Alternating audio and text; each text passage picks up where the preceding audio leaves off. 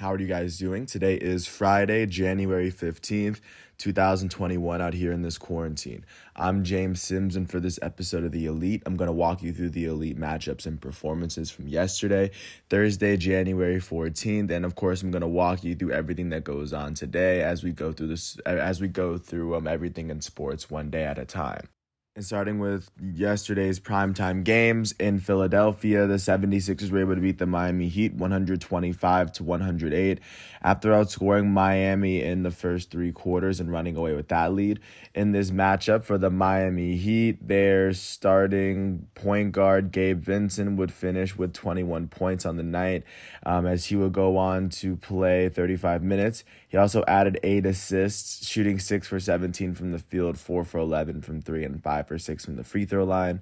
And then their leading scorer was their starting shooting guard, Duncan Robinson, who would finish with 22 points and 2 rebounds in 34 minutes, shooting 9 for 14 from the field and 4 for 8 from 3. And then for the Philadelphia 76ers, off the bench, their leading scorer for the entire game was Shake Milton, who had 31 points and 7 assists, as well as 2 rebounds and 2 steals and a block in 27 minutes. 31 points in 27 minutes. He shot 11 for 15 from the field, 3 for 4 from 3, and he shot 6 for 6 from the free throw line. Their starting point guard, Tyrese Maxey, would finish with 15 points in 26 minutes, shooting 6 for 10 from the field. Their starting power forward, Tobias Harris, would finish with 18 points, 4 rebounds, and 2 assists in 30 minutes, shooting 7 for 13 from the field, 2 for 4 from 3, and making both of his free throw attempts.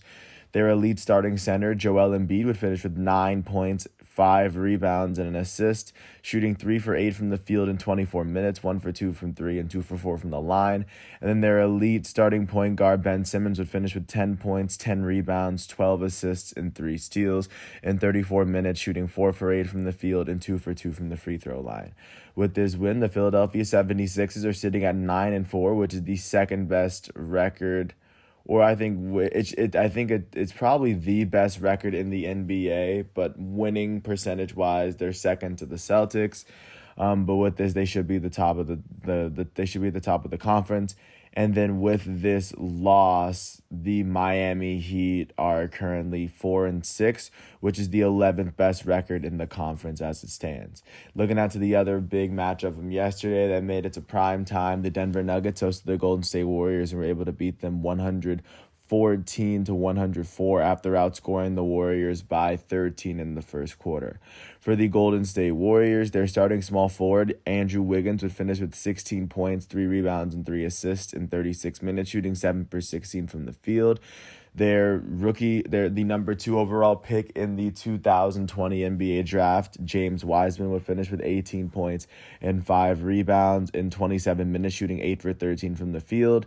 And the Warriors' leading scorer was their goated point guard, Stephen Curry, who would finish with 35 points, 11 rebounds, 4 assists, and 2 steals, as well as 7 turnovers in 37 minutes, shooting 14 for 23 from the field, 5 for 11 from 3, and he made both of his free throw attempts on the night. For the Denver Nuggets off the bench, their power forward, JaMychal Green, would finish with 15 points and 9 rebounds in 28 minutes, shooting 5 for 10 from the field and 3 for 4 from 3.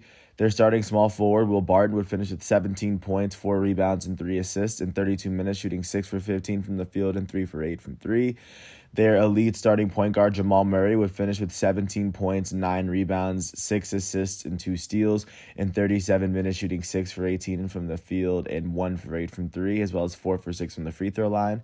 And the Nuggets' leading scorer was their elite center, Nikola Jokic, who would finish with 23 points, 14 rebounds, and 10 assists, as well as 3 steals in 36 minutes, as he shot 8 for 16 from the field and 7 for 7 from the free throw line. With this win, the Nuggets are 6-6, and with this loss, the Warriors are now 6-6. Looking out west, both teams are tied with the Spurs for the 7th best record in the entire conference, so they're sitting in the 7, 8, and 9 spots.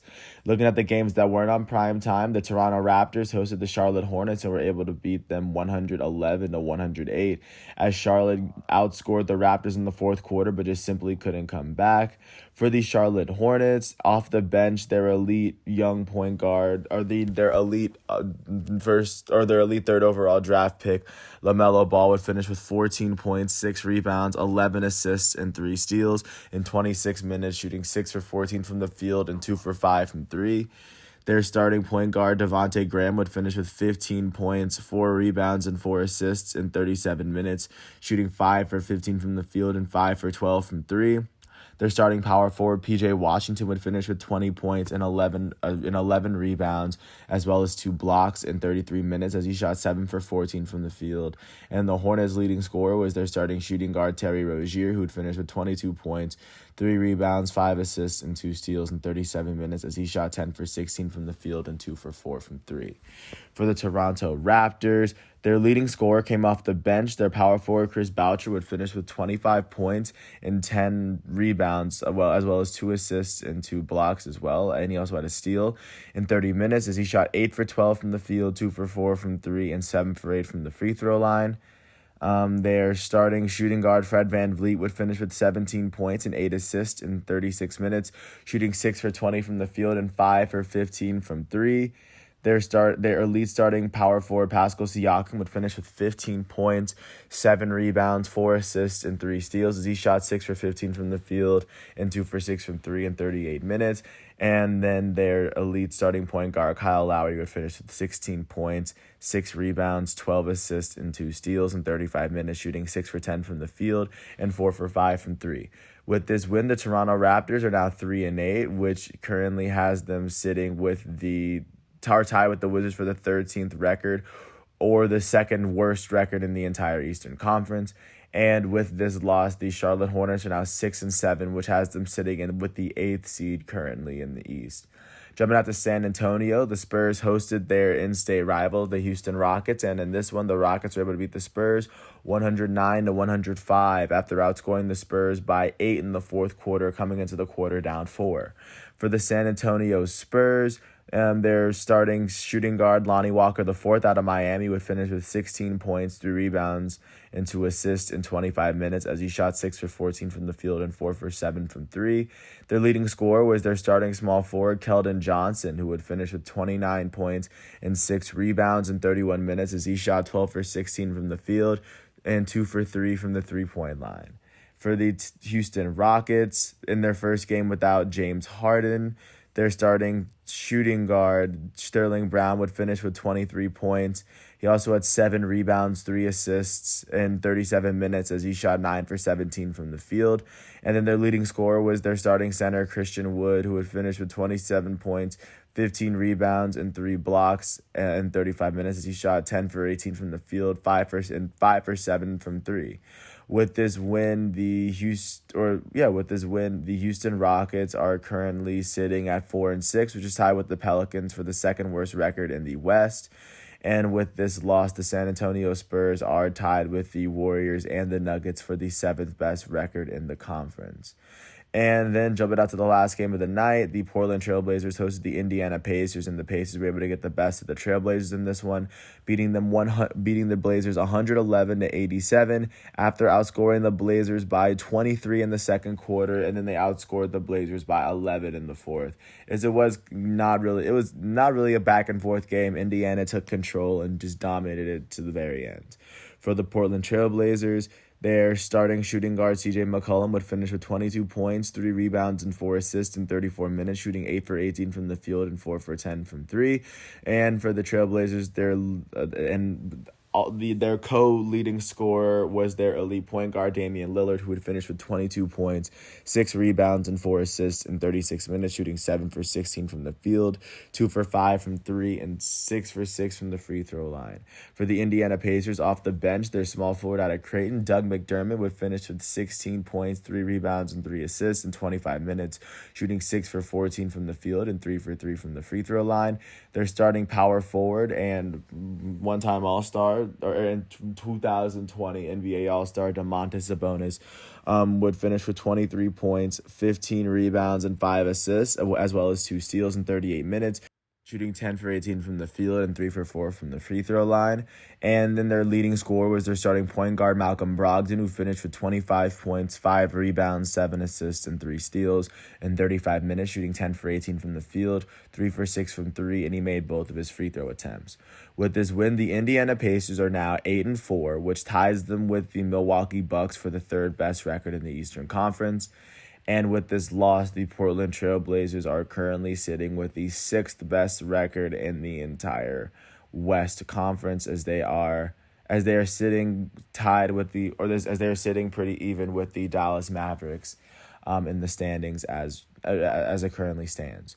But looking out to today's games as to what's going on, starting with the primetime matchups, because it is Friday. On ESPN, the Bucks will host the Mavericks as Giannis takes on Luka Doncic, and then following that, the defending 2020 NBA champs Los Angeles Lakers will host Brandon Ingram, Zion Williamson, and Duke in the NBA, the New Orleans Pelicans at 10 o'clock. Outside of that, at 9 o'clock, the Jazz are going to host the Atlanta Hawks at 9 o'clock. And also, going back in time a little bit, at 7:30, the Celtics are going to host the Magic. The Cavs are going to host the Knicks. At 8 o'clock, the Timberwolves are going to host the Grizzlies. At 8, the Thunder are going to host the Bulls. And then at 10 o'clock, the Kings are going to host the Clippers, as the Pistons-Wizards game and the Suns-Warriors game got postponed due to what's going on with everything in the league. And then jumping out to college basketball momentarily to show you what's going on. There was only one ranked game last night, and the number 1 Gonzaga Bulldogs were able to beat Pepperdine 95-70 after outscoring Pepperdine by 21 in the second half. Corey Kispert will be the leading scorer for Gonzaga as he put up 23 points and 8 rebounds. With this win, Gonzaga is now 13-0 on the season, as they are 4-0 in the West Coast Conference. And with this loss, Pepperdine is 4-6, as their WCC record drops to 0-1. Looking at what's going on today, the only ranked matchup in college basketball that's scheduled is 9th-ranked Wisconsin facing off against Rutgers at Rutgers. It looks like those teams are going to be there. Those are two very powerful teams that are going to meet head to head, and then I will get back to you tomorrow as those games play out. And then last but not least, looking out to how soccer fared in yesterday's matchups. Starting in the Spanish Supercopa, Athletic Bilbao was able to beat Real Madrid. Real Madrid's only goal coming from their elite striker from France, Karim Benzema, in the 73rd minute after Garcia scored 2 goals in the first half for Athletic Bilbao. Athletic Bilbao will advance past Real Madrid to get to the next round of that matchup.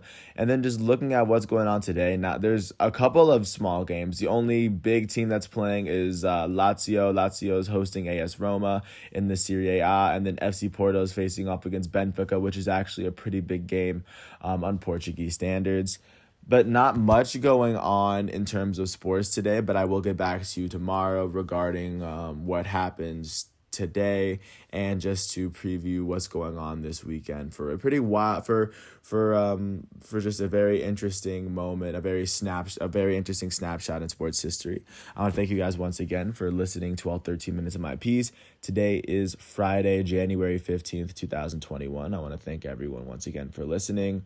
And following this, I'm going to do my first GOAT profile of the year. I was doing elite profiles that showed how specific athletes stood how they stood out amongst their own peers and contemporaries.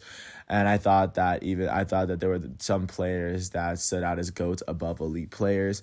So I'm doing my first GOAT profile on Drew Brees, quite arguably one of the greatest quarterbacks to ever play the game, who literally has to play a football game in a couple of days. But in that piece, I'm just going to go through his entire career as I kind of make my reasons and justifications as for why I think he is a GOAT player to look out. He's one of the greatest players to look out for in 2021 from a sports perspective. But once again, I want to thank everyone for listening to my piece.